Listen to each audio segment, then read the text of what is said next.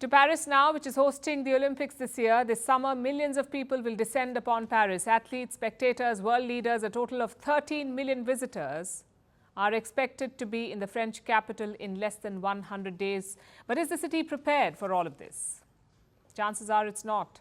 Hosting the Games is a security nightmare, and France already has a history of terror attacks. Paris says it's prepared for anything and everything, but security services do not seem so confident. They even want to move the opening ceremony from the banks of the Seine to a closed stadium. Our next report tells you why. Every year, millions of people flock to Paris to see the Eiffel Tower. But ask any Parisian, and they believe the real star of the city is the Seine, a river snaking through its heart. From wars to revolutions, from paintings to books, the Seine has long defined Paris, which is why it's set to play a starring role in this summer's Paris Olympics. The banks were supposed to host the opening ceremony of the Games. The French president promised it himself. But with just 100 days to go, it looks like the plan may not work. Why? Because it could be a security nightmare for Paris. Even Macron has changed his tone now. He promised the world the banks of the Seine, but now he says it could be a more conventional venue like the Stade de France. Why is that? Because securing a stadium is easier than securing an open venue. This is the biggest sporting event in the world. 13 million people will descend upon the city. It's already a logistical nightmare.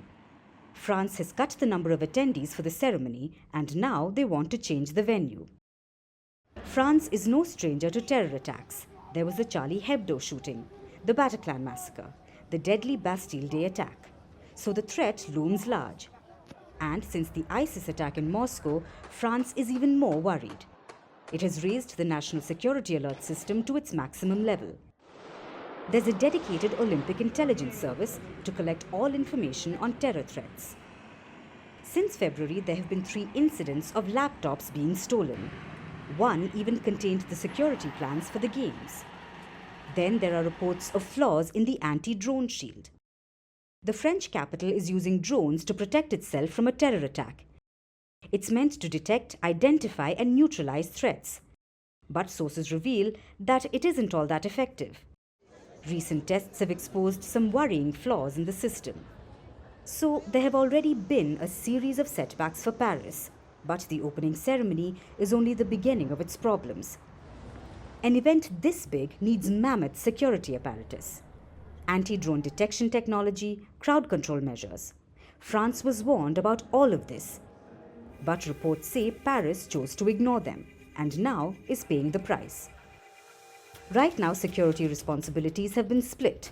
It will be between state and private enterprises.